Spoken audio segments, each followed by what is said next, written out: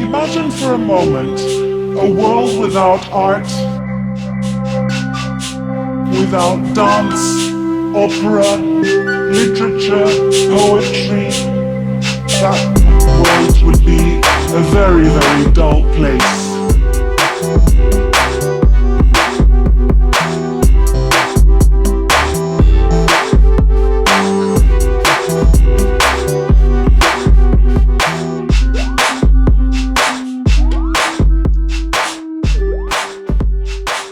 All right, let's get this show on the road. Okay. Today on the show, we have Chuck Dunning. He is an advocate, facilitator, trainer, and consultant in contemplative practices. With more than 30 years in the professional field of higher education and mental health, Chuck's consistent commitment to the actual practice of contemplative disciplines to facilitate and enhance experiences of personal growth, social well-being, and spiritual transformation. Chuck, want to thank you for taking the time to talk with me today. It's a pleasure to be here, Jimmy. Thank you for having me on the show. Yeah, I was, and we had started talking after I had saw you speak at that presentation. And, um, the way you perceive how we perceive things, I just love it. And, we had kind of had a dialogue going a little bit and kind of wanted to focus on a general theme for today is how to be happy. How Mm, can we achieve happiness? What are maybe our misconceptions about what happiness is and how we get there? mm. Because I don't know. I feel like with everything going on with the pandemic, a lot of financial hardships, like people, they have they're really struggling to try and find that sense of peace or find that sense of happiness, to be grateful for those little things. So I would Mm. love to kind of talk with you and get your thoughts on, what we can do to try and achieve happiness. Okay. Well, it's certainly a very fascinating topic, and I think that's something that everybody's interested in, but hasn't quite got figured out. Yeah. Yeah. And I don't know, I guess it's hard as well because, I don't know, it's just kind of hard to put a finger on what happiness even is. I mean, how would you go about defining it in our individual lives? Yeah, that is a quandary. I think basically a sense of happiness is so I think it's composed of a number of things. And one is a kind of contentedness, but not contentedness to the extent of certainly not boredom. I wouldn't equate boredom and contentedness to begin with, but I think sometimes people think that, well, the more content they are, then the more boring their life must be. But I think contentedness can include a sense of adventure, for example. It can include a sense of productivity. Um, and in addition to contentedness, the uh, I think a sense of belonging is part of that whole formula for happiness, and just balance and harmony in general, I think, is really important. And when we think about balance and harmony in general, I'm not necessarily saying a kind of static condition in which everything is equal, but Right. in which there's a kind of a nice flow of different things going on in a person's life, and some variety. I think the philosopher John Stuart Mill talked about the importance of variety in happiness, and he talked about it as being, that we can enjoy many and varied things, um, neither too much nor too little. Essentially, was his idea that our enjoyment of each of those things would be neither too much nor too little. So, so I just those are some of my initial thoughts about this complex idea of what happiness is. Yeah, and I don't know, I feel like also one of the things that, folks kind of relate, happiness with contentedness incorrectly is that, idea of being content in the moment or being happy in the moment versus happiness being something that, we can kind of impose on in a later date, or a way that we reframe things. Because, one of the examples I always give is that, let's say, you go camping for a weekend, and it's really raining and it's just nasty. In the moment you are probably not very content and you're not very happy, but when you reframe things later on, you're able to kind of project that meaning onto it and find that sense of happiness later on. So, I mean, I feel like a lot of times people miss, or I don't want to say they misdefine it, but people equate happiness in the moment to being content in the moment. And I don't think that's really a good correlation. Yeah, I agree with you. And another thing that I would pick up on there, I think that you were getting at, is that that our state of happiness in response to a given set of circumstances can change with time. And we can look back on something in hindsight and feel happy about it now, while at the time we didn't necessarily feel so happy about it. And I think the same thing goes for contentedness.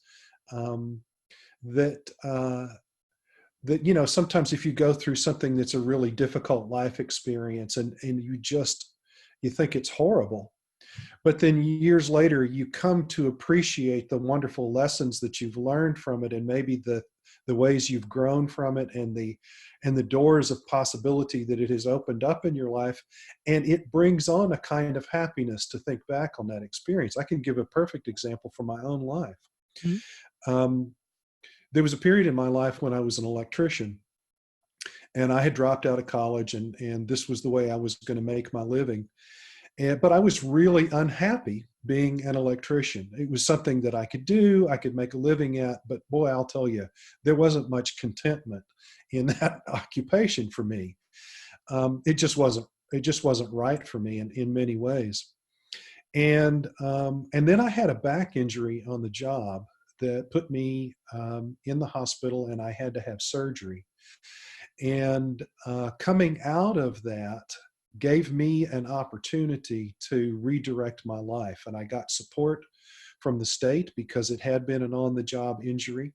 Mhm. And I got career counseling and was able to go back to college. And I now look back on that back injury with a sense of happiness and contentedness, because I see it as a course correction that allowed me a path out of a really unhappy moment in my life and into a much better set of circumstances, a more uh, full expression of what I have to offer in the world, and the kinds of things that I find important to be able to participate in those. So that's just one example of how our perspective on happiness relevant to one thing or another can really change. Yeah, I mean, feel that, just kind of going off what you were saying, and I want to thank you for sharing that personal example, because I feel like a lot of people in their lives feel exactly the way that you felt, right? They may not have responded to the circumstances in their life the way they wanted to initially, and they find themselves, kind of trapped in I don't want to say a predestined course they've selected for themselves, because anybody Mhm. can quit their job, but they find themselves kind of trapped by their circumstances. And Yes. a lot of people just don't have that opportunity to kind of get that kick in the ass to try and redefine their experience. Right. So I'm guessing, if people don't have that opportunity, how can I guess how can we kind of reframe our current circumstances to try and help us empower? Because we've been talking about, reframing stuff maybe years after the fact, when we kind of grown and, reinterpreted these situations. But, I guess how do we cope with these circumstances while they're happening? Well, I think before I start talking about happiness in that, one of the things that I want to acknowledge is that sometimes people can be in such difficult situations and circumstances in their life that any kind of advice that I might give about reframing and being able to have a different perspective on what's going on can sound practically insulting Right. to some people when they're in those moments. And so, and goodness, I've been in those moments myself. And so I know what that's like. And so the kind of the thoughts that I want to give in reflection on your question, I want to give without minimizing just how negative and stuck people can feel where they are, because circumstances sometimes can make it seem like, well, I just don't have any choice. I look at all my options, and this is kind of the lesser of all the evils that are out there for me to choose. And so I'm just going to go with this and put up with it. I mean, that's kind of the way I felt when I was an electrician, by Right. the way. Um, but one of the things I think is important to realize is that there really is always choice involved. And even if it's the lesser of undesired circumstances, I'm still making that choice. I'm still saying yes to this less desirable thing than something that I might be able to dream up. But also yes to this in comparison to many other options that I know that I have that would not be nearly as desirable. So I think that keeping that in mind is always an important part of our experience of life. There's a uh, that's an acknowledgement of our existential freedom and our existential responsibility, that you know that we are our own decision makers. And of course, we are deeply influenced by lots of different factors. I mean, to a great degree, most of us don't appreciate just how programmed and conditioned we are to think and behave in certain ways. Right. And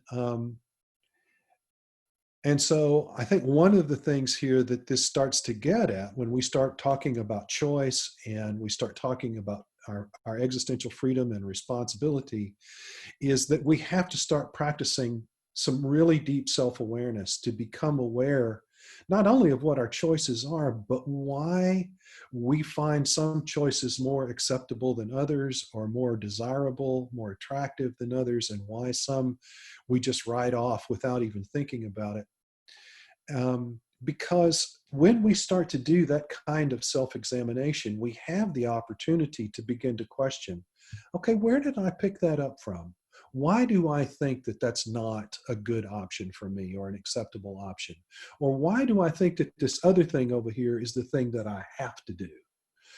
And and a lot of us don't really deeply get into those things. We kind of settle for a lot of the answers that we've been given and the expectations of the people that we consider to kind of be our tribe in life. Hmm. And we really don't embrace our existential freedom and responsibility. And that's often what keeps us in that situation of and those feelings of being stuck and unhappy. Yeah, and just to kind of piggyback off what you were saying there, you were talking about one, the power of choice, and I feel like a lot of people don't feel that there is power in their choice. They feel like their circumstances are kind of controlling what options are available. And you just start to discover these new options that are brought to the table once you start doing a little bit of that soul searching and a little bit of that contemplative practice, as you were talking about. And I feel like, I mean, I don't want to say the majority of people, but the ones that do start out on that path and quit, um, I feel like they start to realize that they their choices or their options, when they start doing that self-contemplating, they start thinking about the negative connotations of their self. Like, what was it? Mm-hmm. The first phase of individuation, right? Young has you, face the shadow. You have to realize the facade that you were trying to convince yourself that you were, in order to realize, your own shortcomings that you can improve upon. And I mean, Right. that's such a painful experience. I mean, and I feel like it's an experience that we kind of go through periodically, and we have to, because you have to challenge yourself if you want to grow. Yes. But I mean, I feel like once people get to that first stage where they're just kind of realizing how powerless they have tried to convince themselves that they are in making these decisions and, kind of dictating their life, that, they don't realize, or that they think that, they're not good enough to do that, or they don't have the talent to do that, or, if I, could have only done this, but, I didn't have, A, B, C, whatever the case may be. Hmm. Um, but once again, a lot of the times, I guess, to get the root of what I'm saying here without rambling on too much longer, is that, we don't value our power to make a choice because we have suppressed a lot of insecurities about ourselves that we try to Yeah. ignore. Yeah, very well said. I think that that is very true. And yeah, and I think it's important to ask ourselves why we do that. Why do we mistreat ourselves essentially in those ways? And a huge part of that is it goes back to things that we learned in childhood about what we had to do to make the best of whatever childhood environment we were in. And even if you're raised in the most idyllic kinds of environments, you're still a small child who is in a subordinate position to these. If you grow up in a two-parent family, to Mhm. these two giants, right? To a child, they're giants, and they're incredibly much more informed and intelligent and powerful in so many ways.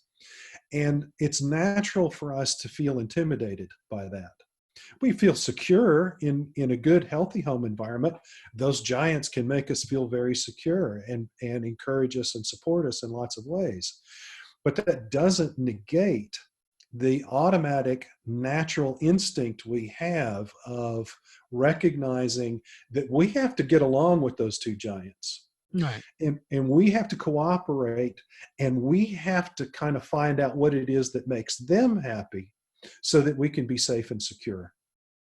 And safety and security, of course, is something we haven't really talked about yet in the equation of Yeah. happiness, but it's certainly significant. Well, So it's the base of the hierarchy of needs. So, it's got to be done. exactly. Yeah. So we have got this very instinctive level of insecurity that you were talking about, to use that word that you were talking about. We've got this very basic instinctive level of insecurity uh, that about our experience with other human beings that has driven us to make decisions about what we should and shouldn't do, and what's okay and what's not okay, what's right and what's wrong, about all of those things, that is based almost entirely on how can I make the best of this situation with these two giants, rather than what is it that I really want to do. And there's developmental value in that. It teaches us discipline. Mhm. We learn how to uh, consider our actions and how they affect other people. So I'm not saying that's an entirely bad scenario, but it does have these consequences that stick with us for the rest of our life.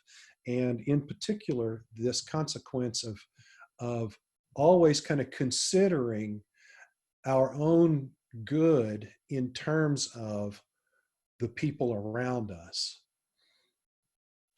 Yeah, I feel like, as we get older and as we develop, I feel like that longing for approval of those two giants is, what we kind of use to project on, different societal norms, right? Mm. So I feel like, a lot of that is what will determine our behavior or how we, perceive certain things.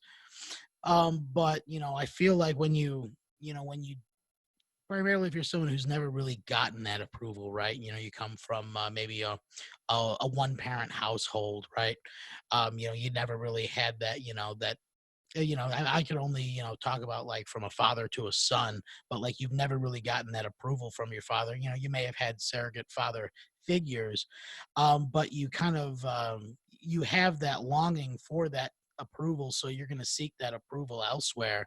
And it's just never going to give you what you're looking for seeking it elsewhere, whether you're seeking it through any a sort of community group, right? And or possibly even in like your profession, you're going to try and find that approval elsewhere, but you're never going to get what you want in regards to that. And I guess kind of seeking that. um what do you think that I don't know, how do you think that reinforces that idea of security, like just being accepted within like a certain group with certain norms? Or do you think Uh, it's more involved with the parental relationship? I think we do transfer a lot of these things from our parental our relationships with our parents. I think we transfer a lot of those things then into the other relationships that we have, that we start to develop in life, in puberty and adolescence, and then into adulthood. We transfer a lot of those same things.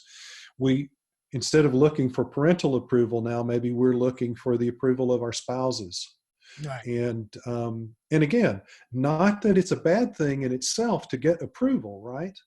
The problem is when that becomes the standard by which we judge what will or will not make us happy, and whether or not that's a good thing for us to do. And when it transfers onto a group, Jung, since you brought up our buddy Carl Jung, um, one of the things that he talked about is that when we get involved with a group, that we can actually start to substitute the group's identity and the group's progress for our own. There's a couple of reasons for that. One of those is that it just kind of seems easier, right?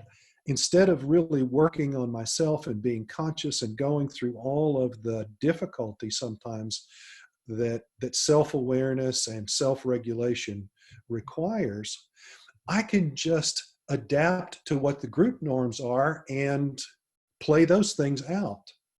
And then if the group is happy and the group seems to be making progress in whatever its goals are, then I feel happy and I feel like I'm making progress. Right.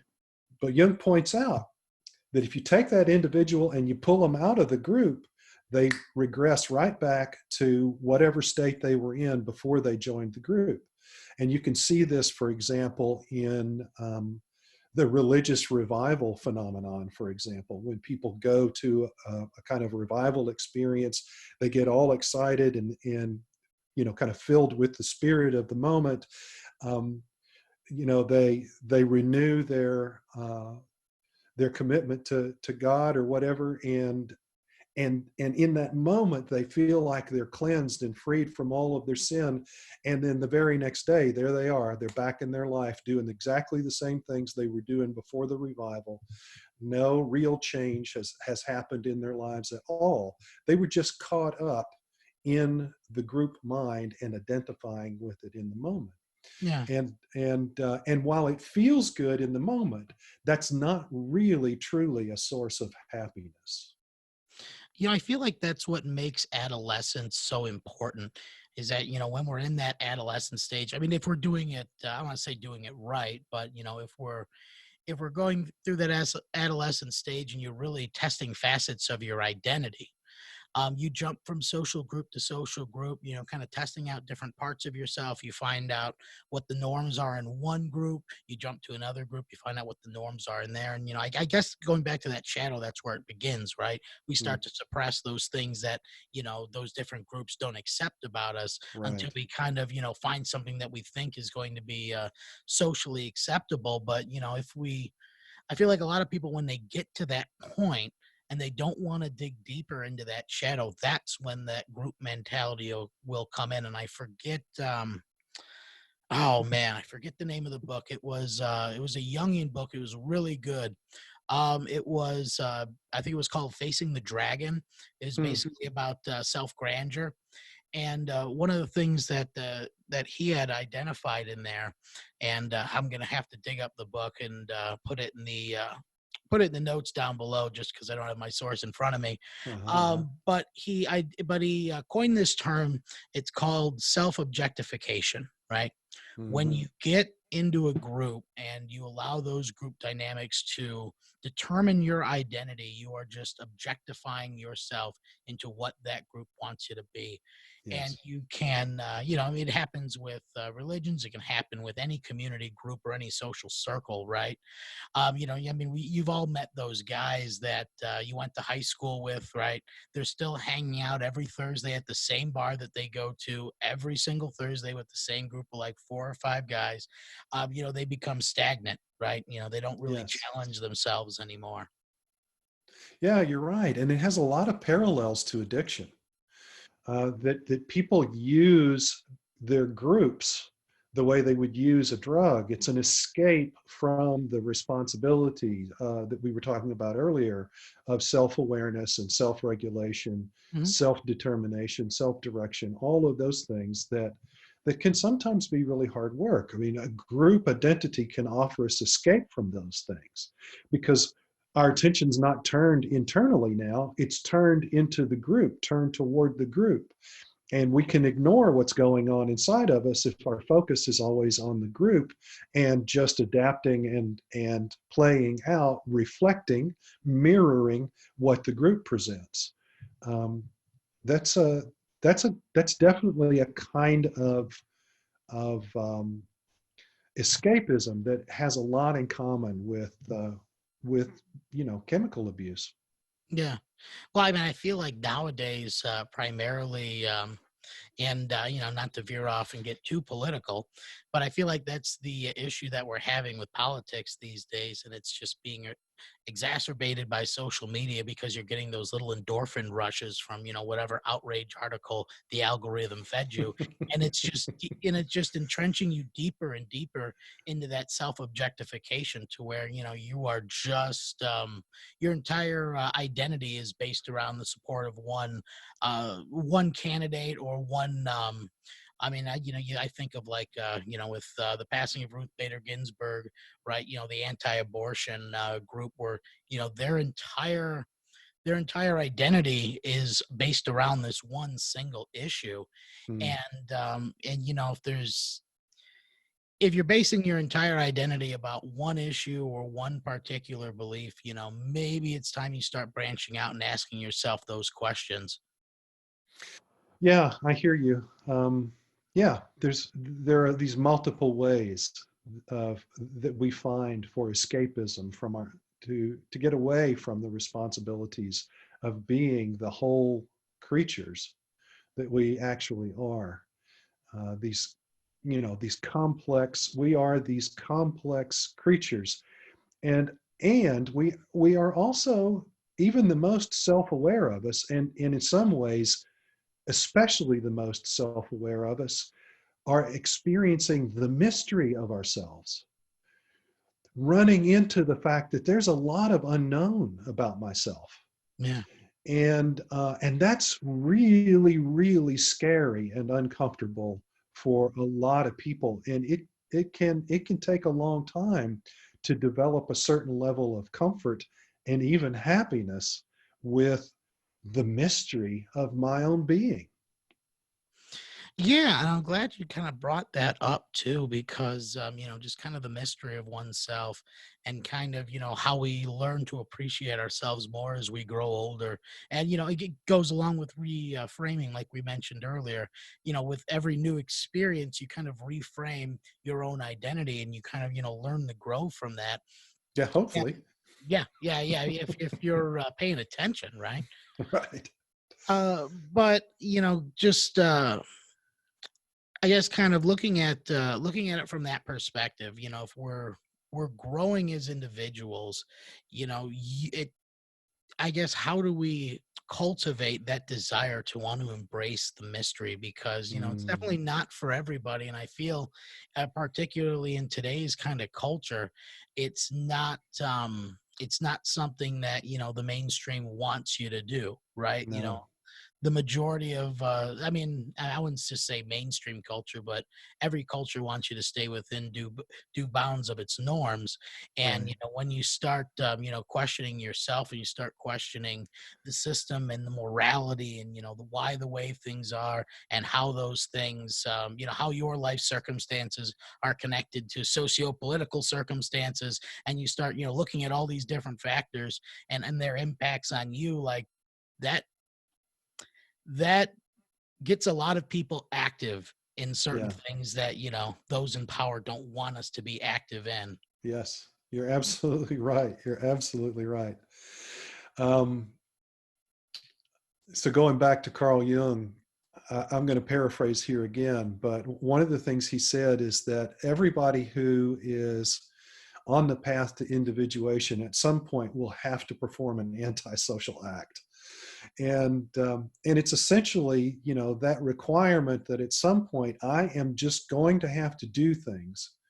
If I'm going to be truly free and truly give myself the opportunity to express my potentials, I'm going to have to take the risks of doing things that I know my society in general doesn't approve of in some way.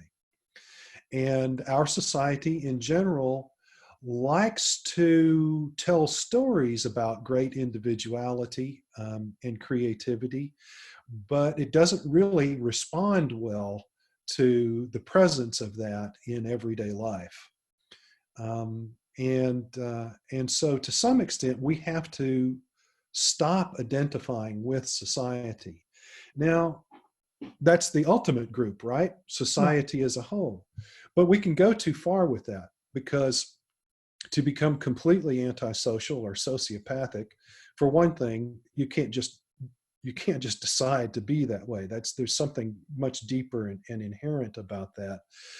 But it is important that we realize ultimately our union with all other human beings, and that there is a kind of greater whole that we're participating in. But we can only fully contribute to that greater whole if we activate our unique potentials as a human being, if we fully activate uh, the unique combination of experiences and strengths and innate talents that each of us has. Now, to some degree, we're all going to make compromises in that. But again, we have to have that individuated development if we're going to make our fullest contribution to society. And that's a part of happiness too. The idea of knowing that what we're doing is not only a genuine expression of who we are, but that it is actually good for others in some way. Yeah, and I mean, I always, I kind of like to look at like that process of individuation, in I guess, allegorically, as you were saying about learning a new skill, right? Mm. Because large group of people that I've interviewed for this podcast so far have been a lot of different types of artists, right? Voice actors, painters, musicians, try and get a wide spectrum. And, the one thing that they all say is that people don't want to go through the pain of Mhm. realizing that they suck at something before they get good at it. And you know what? I kind of I kind of look at myself in that regard, because some days I'll just get up in the morning, and I just will have no ambition to do absolutely anything. And I have to realize it's like, no, I got to get up and do something, because yeah, it's gonna suck. It's gonna suck for a couple hours until I actually have my coffee and get in the groove. But you got to suck at something before you can be good at it. And I feel like when it comes to developing our talents, right, those things that bring that meaning or that voice to our lives, we have to risk sucking at it before we can actually gain some value in it. Similar with individuation, right? You have to go Yes. through some pretty rough times, and you're going to realize that, yeah, you're a hypocrite and you're a coward and you're all these different things that you're going to want to project on yourself. But you know what? Going through that allows you to be more grateful for the certain things that you maybe taken or maybe taken for granted about yourself. Yes, yes, absolutely. And it also gives you more compassion for the fact that other people are having the same struggles. Yeah. That other people are not wanting to see the ugliness in the mirror. They're not wanting to see the weakness, and the faultiness and all of those things that other people are struggling with embracing their own humanity just the way I am. And that makes it much, much easier to have a sense of compassion for them rather than a sense of judgment Yeah. and arrogance. And I feel that, like, that struggle with realizing our own humanity and reality is just that struggle with realizing our own faults and flaws. Yeah. Yes. And that they're inevitable, that we're not smart enough. And we'll just stick with that. We're not smart enough to be perfect, to be flawless in the kind of idealized way that we think about perfection and flawlessness. um, I bet some of your artist friends would start to talk about how then you can start maybe to begin to realize that the things that you used to call imperfections and flaws actually create beauty, actually make it possible to do things unique and different and to be innovative. And that sometimes the things that we thought were our greatest weaknesses actually have the potential to turn into some of our most creative and creative and beautiful um, aspects of life. Yeah. Yeah. I mean, as an artist myself, one of the things that, I always point to is that, you might mess up on a painting, right? Hmm. But once you paint over it, you may find a way to use that imperfection to bring out, some Right. detail that you didn't think of before. And I feel like that is just going back to that reframing, right? That's what we do with our own lives all the time. We may have had a traumatic event in the past, but if we're really working on, what we need to be working on, we're reframing those to try and redefine them as a moment of strength, something Yes. that something that taught us a lesson on our hero's journey as we're crossing over that threshold. Exactly. And there's a tired old adage that still has a lot of value here. And that's about making lemonade out of lemons, you know? And I love that because, well, for one thing, I really like lemonade. Um, but we're going to find lemons within ourselves. Yeah. And what we do with them is important. Do we ignore them? Do we deny them? Do we say, "Oh, well, there's just that lemon. There's not anything I can do about it. I've just got that that bad, bitter, sour part of myself, and I can't do anything with it." Or can we transform it in some way? And and I think that a lot of those things can be transformed. That we can make lemonade out of the bitterest and sourest parts of ourselves.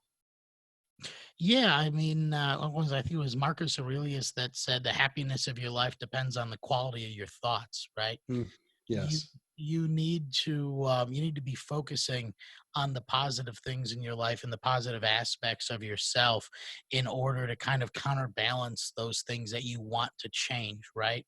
That I mean, I guess that's that stage, right? You're never really defeating the shadow. You're accepting it. You're embracing it. You know, Exactly. you're forgiving it, right? Yes.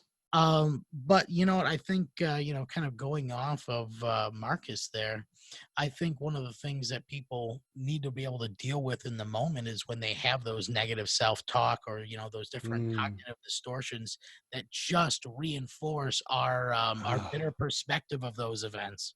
yeah, gosh, that is so important. I'm so glad you brought that up because when I was thinking about the whole thing about happiness, and I was thinking about what are some of the practices that have brought me the greatest happiness, man, I'll tell you, one of them is definitely paying attention to my own self talk. Yeah. You know, so my profession is I'm a counselor and a psychotherapist, and going through my studies as an undergraduate in psychology and then going into my master's program, I learned all about self-talk. Well, not all about it, but I heard a lot about self-talk and the importance of it, and bringing our clients' attention to their own self-talk and some of those things. And I thought, yeah, that's real smart. That's good stuff. But I didn't really practice it myself. Yeah. And I guess I was probably about 40 years old when I really started taking the self-talk seriously, and really paying attention to all of the ways that I spoke to myself in negative, belittling, harshly critical ways. Now, you talk about something that most of us got programmed into us from childhood. That's one of the most common, is that parental language those two giants used to try to correct us and point out how we were being wrong or bad. Yeah. And then the way we get it from our peers when we're growing up and our teachers, we internalize all that stuff.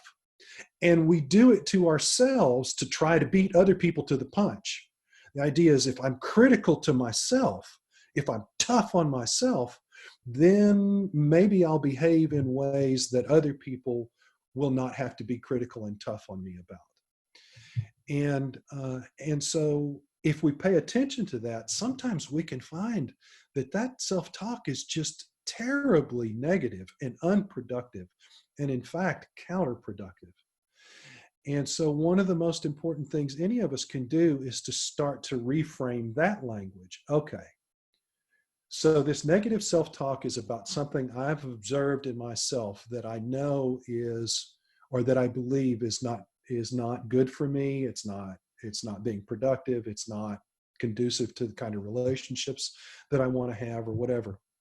So there's that truth of it. Now, what's a more positive way of me responding to that truth? A way that, would take advantage of my strengths. And in the process, essentially what we're doing is we're just starting to become our own best friends. Yeah. When we do that we talk to ourselves the way we would somebody we really deeply care about. And I just think that's one of the most important things any of us can do for happiness in our lives. Yeah, and I guess I'll just go ahead and throw my business out there as an example because particularly when I was younger, man, I had really bad depression, and one of the thoughts that would go through my head, God, hundreds of times a day, and it goes through everybody's heads who has those same symptoms. Nobody loves you, nobody cares about you. You Mm, just go off on this like rant, and those not knowing how their thoughts trigger emotions, it reinforces that depressive cycle. And doing like more like of the contemplative practice after I got into Jung, and really asking myself, the origins of why I feel that way. It was I think it has a lot to do with when I was a kid. I had really bad dyslexia, and I had mm, really bad learning disorders, and we didn't really have financial needs for medication, stuff like that, right? My mm, dad didn't really have a good job until he was later on in his life.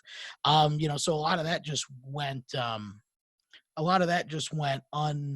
unnoticed, um, or untreated, I should say. mhm. So I had a lot of trouble reading. I had a lot of trouble, understanding a lot of things. And my mom, God bless her, she is not.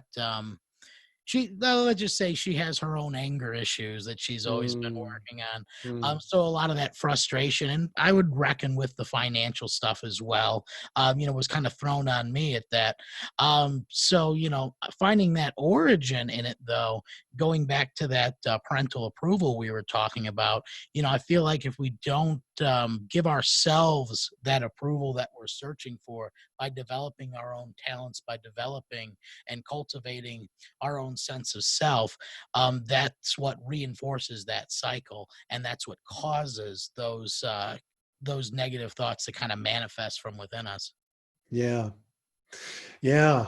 There's a there's a technique in psychotherapy called self-parenting, where people that are starting to get in touch with this internal dialogue this critical voice, parental voice that we're talking about, when they're starting to become aware of it, where they kind of have this method of recognizing, oh, there's the harsh critical parental voice, and inviting kind of another kind of parental voice. It's like, okay, I'm going to be, we were talking about being my own best friend. I'm going to be, or a part of me is going to be my own parent, Mhm. who's going to talk to me the way I think a parent really should talk to a child who's struggling with whatever I happen to be struggling with.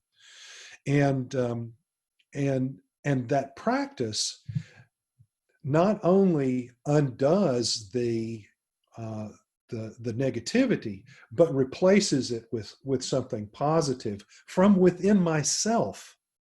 And so there's a lot of developmental value in that. And one of the important things, that's involved in there is it's not enough to just try to stop the negativity. We have to replace it with something. And when we can replace it with something from within ourselves, then that is really affirming, and we can recognize, oh, I've got this, I've got these untapped potentials within myself that I can use to bring a greater sense of wholeness and integration and well-being into my life, and then share that with others. Yeah, and I feel like just finding that parental voice within yourself. I mean, it's definitely some of the best ways to like engage with archetype work, right? Mm, You're for sure. actually, developing that higher sense of what you think that, father energy should be within your life. But sometimes, and what, this is this is gonna sound really, really bad in comparison to what you just said, but I did something similar when I was a kid. And I still do it now from time to time, but I don't look at it as a father voice. To be quite honest, it's Batman. Like, Oh, I just imagine, that kind of stern, football coach that I've had in the past, character of Batman, just telling me to man up, or, share that kind of wisdom because, from that archetypal sense, right? Batman is the guy who kind of yeah. overcomes his shadow. You know what I mean? He He's the takes Dark all Knight. Yeah, yeah, he takes all those things that were traumatic or that would limit him, and he uses those as the core of his strength. Yes. So, even, if you're just, picking a hero that you had growing up, right? Developing that sense of voice within you, it kind of drowns out those negative thoughts because, I mean, if you don't realize the connection between those negative thoughts and your emotions, and just to kind of branch off into cognitive distortions, that's what fuels those cognitive distortions.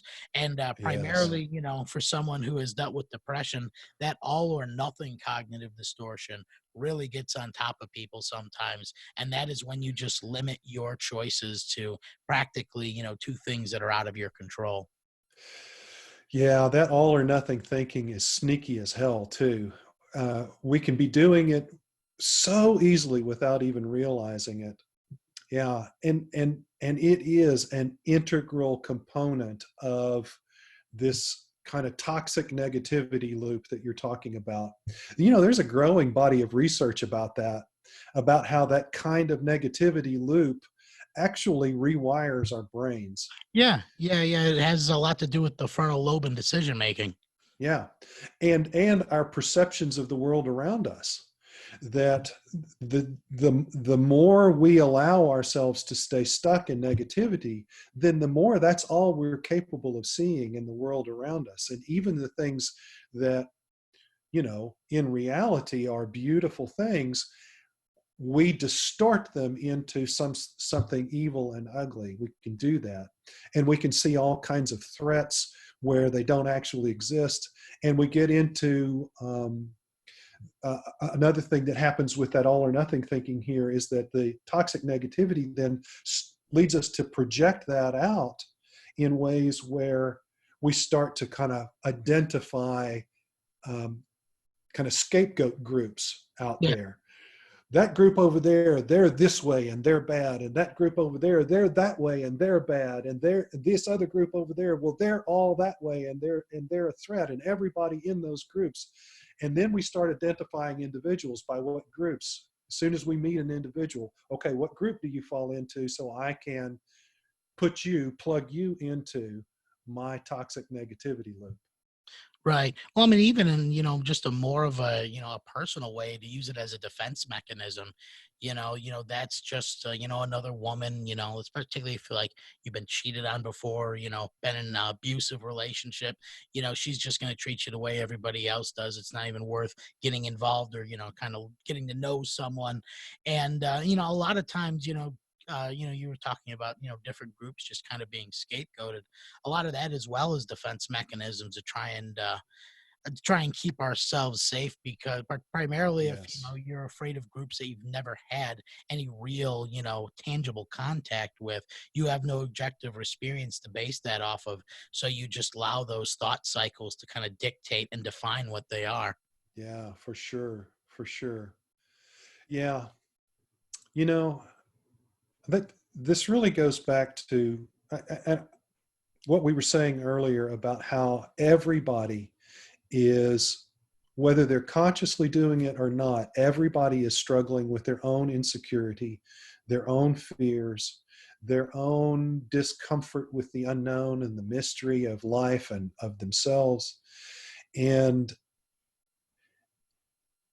every time we see anger and hatred and hostility in the world, if we can remember that underneath that is always fear and insecurity, that it really does make it a lot easier for us to have compassion even for the people who seem to be like hostile towards us, opposed to us and our freedoms and our rights.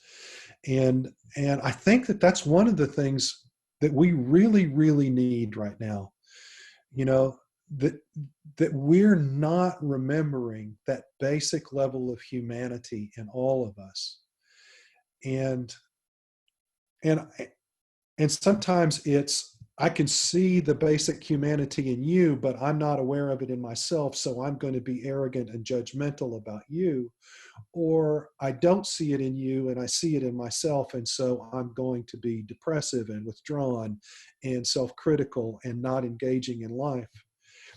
But if we can see it in both directions and know that that is a universal condition of humanity, then it can help us get past the hostility and the defensiveness and get into some real opportunities to connect and engage with each other and find our common ground.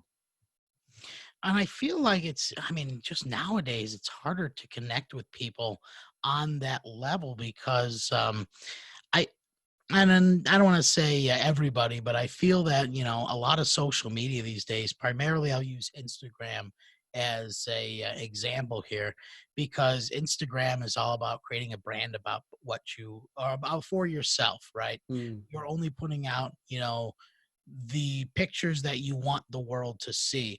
Kind of going into that mask archetype again, right? It's this yeah. fictional version of who you are. And you have so many people out there who, if they're not engaged on that level, they start to internalize a lot of that. Well, why am I not Mm-hmm, making these same kind of mm-hmm. reaching these same kind of benchmarks other people are? Why am I not at Cancun? Why can't I enjoy this or that? You know what I mean? Yeah. But so I feel like, being able to, understand that everybody is going through the exact same struggle on this journey to discover themselves. It's harder now more than ever. Yes, absolutely. Um, yeah. So, I'm not going to name anybody in particular here, but pick a political leader of your choice that really crawls under your skin, and that you think, man, that political leader is the epitome of what's wrong with this world and this country right now. And whoever that might be, take just a moment to consider that they are dealing with the same struggle too, and that they have all throughout their life. And that doesn't excuse whatever it is that we find genuinely harmful about what a person does. We're not talking about making excuses and not holding people accountable for bad behavior. What we're talking about is, can we hold people accountable with a sense of compassion and understanding, and instead of trying to destroy people and destroy relationships, how can we continue to engage with people? It's about loving our enemies, actually. And Yeah. if we really love our enemies, at some point, they're only our enemies if they think they are. Yeah, and I mean, the other thing is that, even if it's a person that you downright detest and everything they believe in, just makes your stomach turn, they are the hero of their own perception of their life, right? They feel that Oh, what they're yes. doing is right and is noble, even if it makes your skin crawl. And you have I don't know, you have to, find that common morality, right? That common value that you can kind of anchor onto that person with, so you can find that middle ground. Because, once you find one common value, then you'll start to, work with that person, and you'll find more things that you have in common with them than you thought you were. And then Mhm. suddenly, they're no longer a symbol of the opposition. Right. They are just someone who's working through the same kind of insecurities you are. I mean, I'll just put my opinion out there again. Of course, when you said that, the first thing that I thought of was Donald Trump, first person, Mm. makes my skin crawl. And anybody who knows me or listens to this show, that's not a surprise. However, he is a very deeply flawed man who never had a good relationship with his father. He never got that parental approval. I mean, you're a psychotherapist. I'm sure you can recognize acute narcissistic personality disorder, and just reading through that book that his niece wrote. I mean, you just just take a step back and look at the family conditions that he was living in, and you look at the type of a power structure and type of triangles that were within that family, to try and suppress someone's individuality from breaking away from that kind of stern system. And you find a lot of the humanity in what he has done, and you find that kind of sense of compassion. Even if you don't approve, it's all about finding Right. that compassion and that understanding, because you understand more about yourself.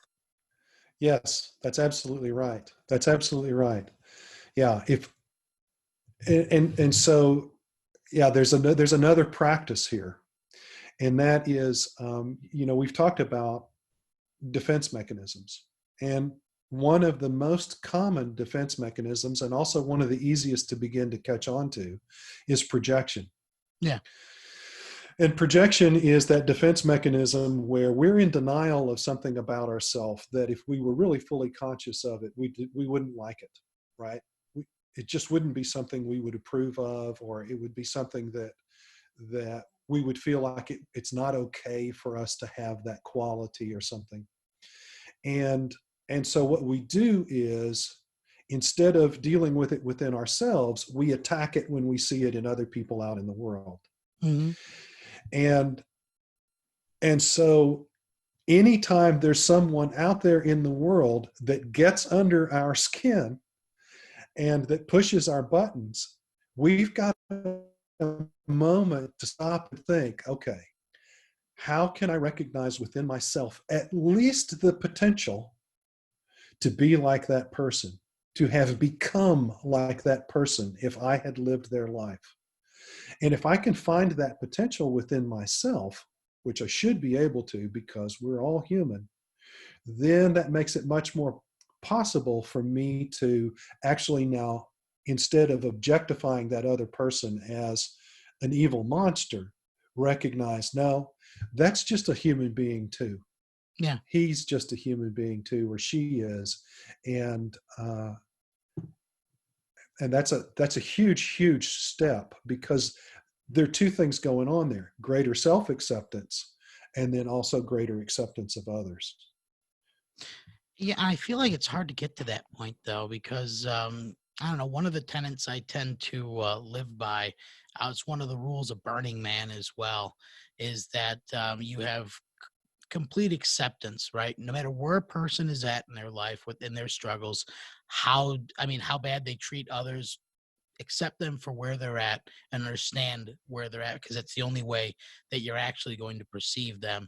You have to understand where they're at, and you have to accept them unconditionally as the person that they are. Now, whether you put the effort forth to help them, you definitely should. Whether you choose, not to do that, but you still have to accept that person for who they are, Mm. and the issues that they're facing. And it's hard to break away from the social norms that have kind of shaped our morality, because even if someone's doing something that you find doesn't fit your moral code, still accepting their choice and their right to make that choice. I mean, it's a difficult thing. And I feel like, going off those parental archetypes again, I feel like that Hmm. comes from a pollution of those energies. Yeah, I think you're right. Yeah. Yeah, so going back to those early childhood stages, before we were ever capable of actually logically thinking about what we were being told and how we were being taught about life, we were being programmed with expectations, with things are supposed to be this way, things are supposed to be that way, Yeah. things should be, I should be this way, I should be that way. And we've got all of these kinds of idealistic expectations about life and about ourselves that were kind of programmed into us. This kind of fantasy vision about, well, if everything was working perfectly, then these are all of the things, and so we should always be striving for those. And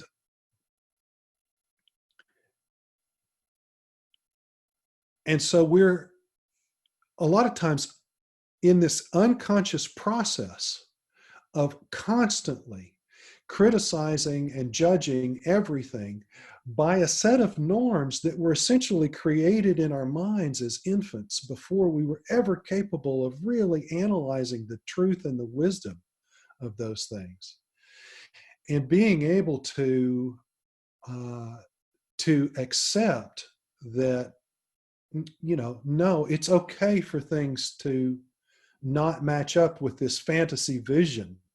And in fact, the fantasy vision is just that, it's not reality. And when we start making that shift, then the question becomes, okay, what kind of reality do we want to create? Not what's the fantasy vision that we're trying to attain, but Mhm. what's the reality that we're wanting to co-create, in fact, with the people that we're involved with. Yeah, I think that I think that's definitely, that's not one of the first steps, right? Redefining your entire reality. But you know what? It is that final goal, right? When you start putting all the pieces together. I mean, I think I think that kind of answers our question. What is happiness? Well, it depends on how you want to define it, right? To a Uh, great degree. Yeah. So, when we're building this reality or reframing, everything that we've worked on, we have to redefine it from a place of strength, right? We need to find that core value within ourselves that we want to hold on to, and then that being our cornerstone, build Yeah. off of it, and Yes. kind of expand out, and redefine that world how we want to. I mean, I feel like even though I can't really relate to it, right? um I often think of like that process of coming out for folks in the LGBTQ community. You're Hmm. stripping down all these preconceived notions of what everybody had about you, and you're Yes. redefining your identity. And man, that sounds like such a terrifying process. I mean, Hmm. just like shredding yourself down to the core of who you are and then rebuilding. Yeah. Yeah, I've had the good fortune to work with a lot of people who identify within the LGBTQ plus community. And one of the things that I have found is how much more self-aware and insightful they are than most people realize. Yeah. And it's because their experience of society in general, I don't want to say that this is always the case. Let's not stereotype them even in positive ways, right? Right. But in general, their experience of society has forced them into a level of self awareness and self examination that a lot of people never have to experience. Yeah, because and I mean, primarily if you're looking at, like folks within the LGBT community and, just being faced with, higher rates of trauma, higher rates of rejection, Mm-hmm. I mean, you look at like, we were talking about security as well, right? Higher rates of homelessness, higher rates of prostitution. I mean, all these different factors, because they chose to accept this facet of their identity. And I mean, you look at that, and it really kind of I don't want to say exposes the hypocrisy of society, right? But it Mm, exposes the hypocrisy of putting those values in values you don't believe in, because you hold faith in these values that you were born with. But the moment you want to be more sincere with yourself, those identities can abandon you. mm. It's true. It is true.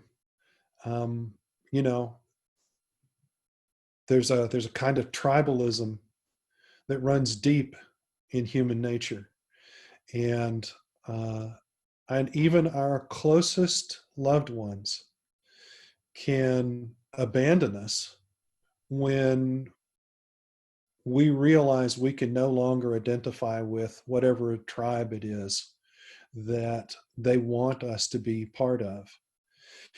And I think everybody has heard stories of parents who have really been cruel and cold and and even violent towards their offspring who have come out.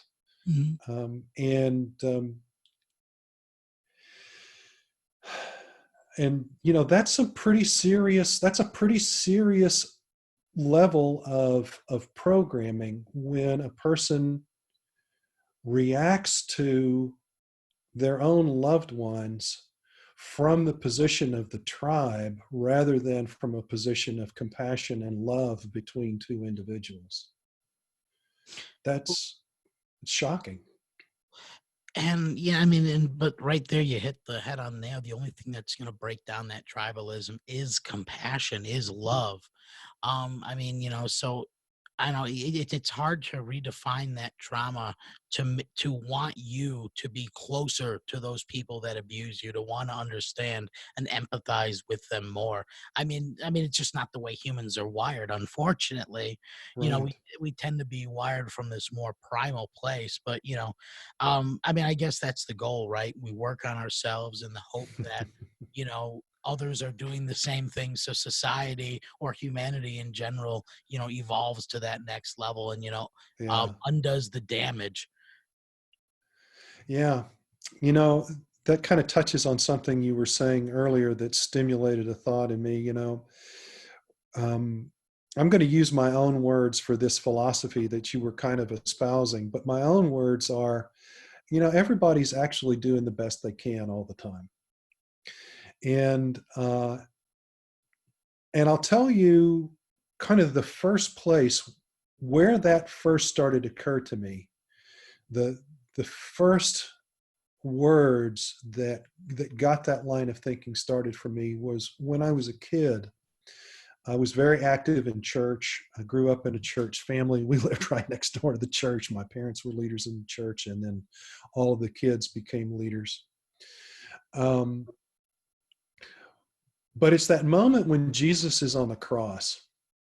And man, he has been through living hell, right? He's Yeah. been flayed, he's been beaten, he's hanging on the cross, he's been stabbed.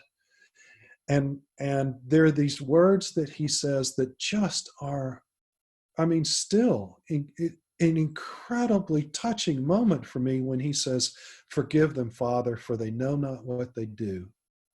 Here he is, he has been horribly abused by practically everybody. His own people have turned against him or abandoned him. The Romans certainly don't. I mean, he's nothing more than a piece of meat as far as they're concerned. Yeah. And his words about all of them is forgive them, for they just don't really get it. They don't know. They don't really understand what they're doing here.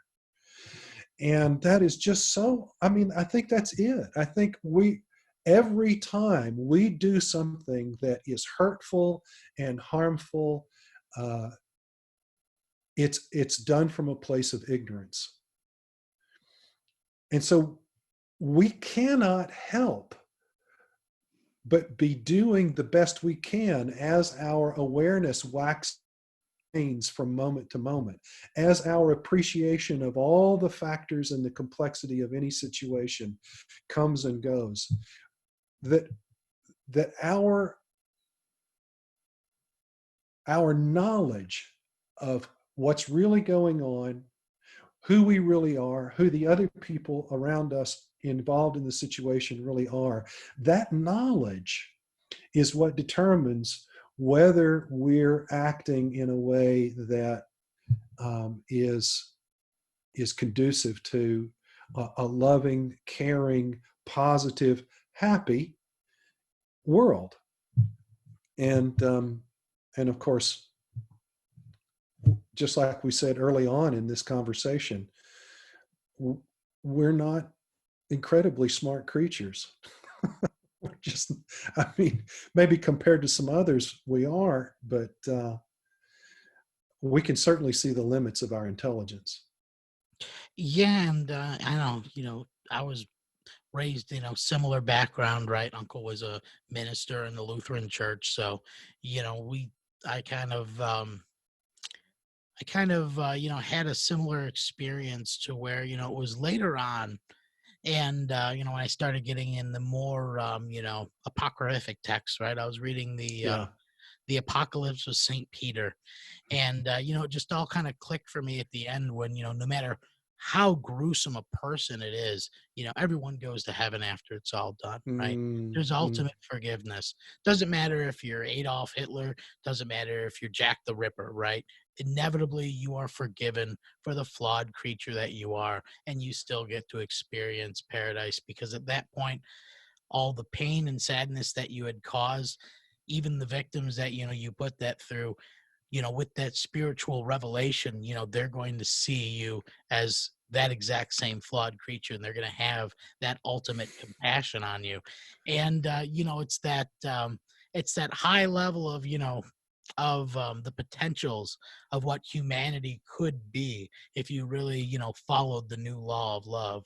Yes.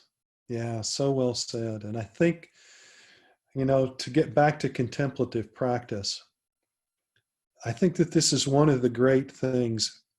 A lot of people are attracted to contemplative practice, mystical pursuits, Gnostic pursuits, because they want that illumination, that moment of knowing the absolute truth, the fundamental reality of all things. And what happens time and time and time again for uh, the people that history tells us who have attained that is that they come out of it and say, really, it's all about love, folks. Yeah. It's all about love. And so I think that's one of the most important reasons for contemplative practice is is to sink deeper and deeper and deeper into our humanity until we actually discover that root of ours in infinite love. And that when that happens, then all of this stuff stops being just theoretical. Yeah. Love, it stops just being poetry, this talk that we have about love. And you start to increasingly realize that it is the most real thing of all. Yeah, I mean, just going back to, what we were talking about earlier with, finding compassion, right? I feel like no matter who you are, that root value that we had talked about, that base value that you Cornerstone. identify, that cornerstone is always going to be love, right? Yeah. Doesn't matter how you want to define it, romantic, platonic. I mean, that sense of love encompasses that entire hierarchy of needs, right? It gives Yes. you your security, it gives you your acceptance. I mean, everything can fall under that blanket term of love. Yeah, absolutely. Absolutely. In fact, in Plato's dialogues, there's this wonderful time when Socrates there is talking about how his teacher, Diotima, taught him about this ascension of love that begins with just our physical attraction to beautiful things, right? We want them because they're beautiful. We have an instinctive desire for and attraction to that which is beautiful because beauty is one of the fundamental qualities of God, of the absolute truth, right?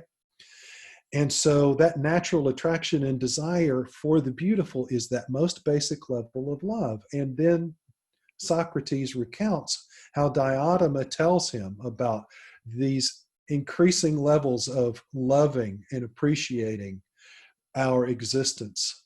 And that finally, what we can come to is a direct encounter with beauty itself, that through love, we can come into direct connection with beauty. And we realize that what this is not Diotima's language now, this is my language, that what Yeah. we have been loving all along is love itself. Yeah, it's what we're longing for, right? It's that thing that we never think that we deserve to have, though we want it so bad. And, I feel like, we were talking about, stripping away yourself and then rebuilding your identity or your perception of the world around one key concept. You need to strip yourself down and rebuild it around love. Because one of my personal mantras that has helped with that negative self talk is that one of the ways I'll reframe it is my mantra is I am the river from which infinite love flows. And even if you're in the most Mm, destitute state of mind, if you repeat that enough, it will change your cognizant or your consciousness in the moment.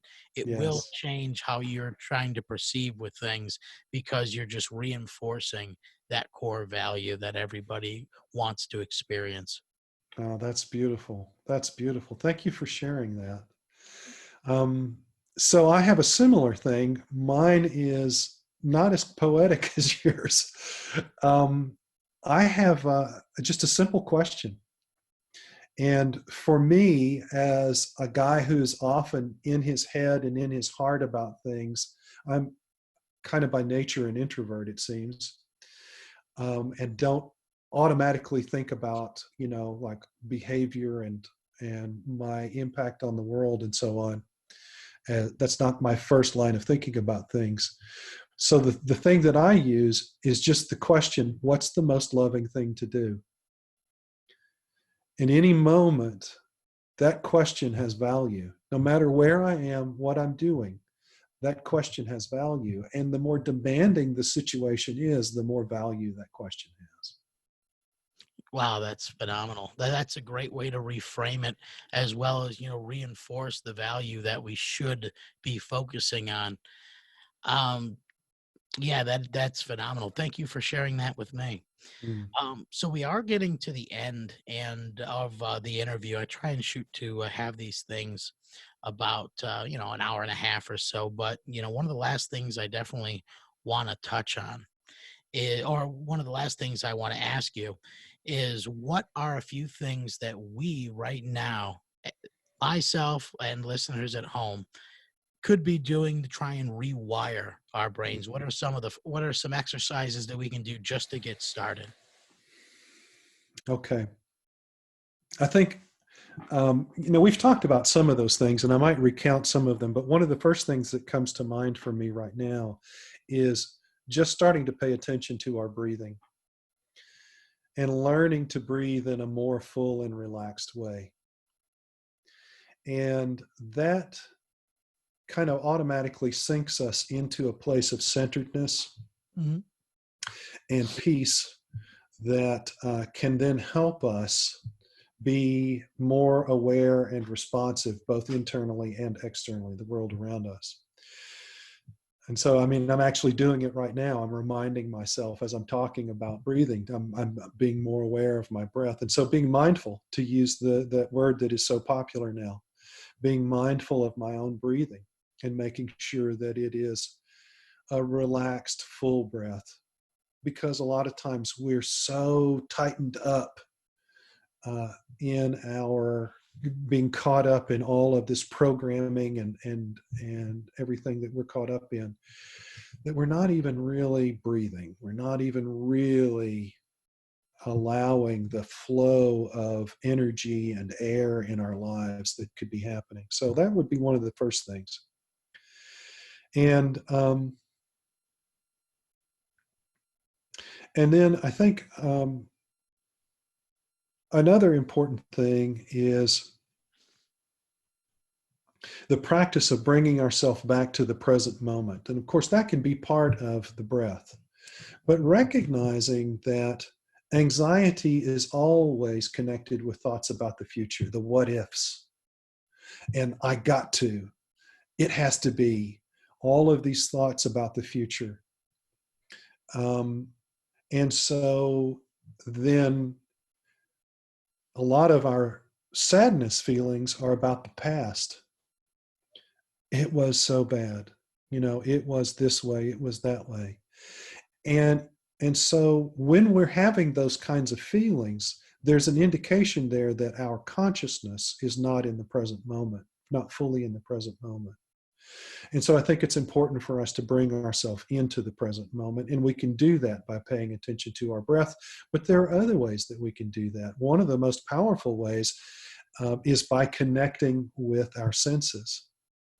What's something that I can see right now? And in fact, one of my favorite ways to do this is, what's something beautiful around me right now? And it can be just a really simple beauty, What's a sound that I can experience right now that's a pleasant sound, or just, the wonder of hearing? What's a smell? Is there something I can smell right now? What about taste? And maybe it's just the salt on the tip of my finger, Yeah. And so bringing myself into this present moment through connection with those senses can be a way to, as I'm doing that, all the thoughts about the past are gone, all the thoughts about the future are gone, and I am right here, right now. And then I have a choice about what I do with my mind. Do I let myself start thinking about the future? Is that really what I need to do right now? Do I let myself think about the past? Is that really what I need to do right now? Or is there something else that would be more constructive, more loving for me to do right here and right now, with my attention right here on it right now? So I think that shift, being able to make that shift, is an important thing to practice. And then I'll throw in another practice that I find really helpful. And it's one that's in my book, Contemplative Masonry, called The Secret Smile. And that is, this is something we can practice kind of on our own in moments when we have some privacy. Just to close our eyes and to try to remember or imagine something that makes us smile. And for some people, it can be even imagining your own face in the mirror smiling. Yeah. Or it can be imagining the face of a child smiling. That's the one that I use. It's seeing, because babies smile. There's no inhibition. They just smile, right? And so as you imagine that smile, allow your body to naturally respond to it, and you will physically begin to smile. And as you physically begin to smile, pay attention to what happens with the energy in your body. If you pay close attention and you practice this with time, you'll notice that there's a kind of energy that comes up from the heart through your neck and into your face. And then you can move that energy. You can start to feel the smile all over your body if you want to, and even internally. And I know for some people, this is just going to sound like wacko stuff, right? But I have taught this technique over and over and over to many people, and it works. And that's a wonderful way of bringing yourself into the present moment, of changing what's happening with your body chemistry. So some of that stuff that happens that rewires your brain that we were talking about, you're not doing that to yourself in those moments. You're actually wiring yourself for a more positive, healthy, constructive way. So the breath, bringing yourself into the present moment through your senses, and using this smile technique are three things that I think everybody can do to but to actually begin to bring more happiness into their life. Yeah, it seems like all three of those techniques are a way to ground yourself. Physically with the breath, to ground yourself mentally with, the taste of, something beauty. And then I would argue strongly that you ground yourself spiritually by thinking of that face or of a smiling child, or, something else that brings that, like, that sense of appreciation and gratitude into your mind. It really goes a Yeah. long way to rewire that connection. And just pure joy that doesn't have to have a reason, right?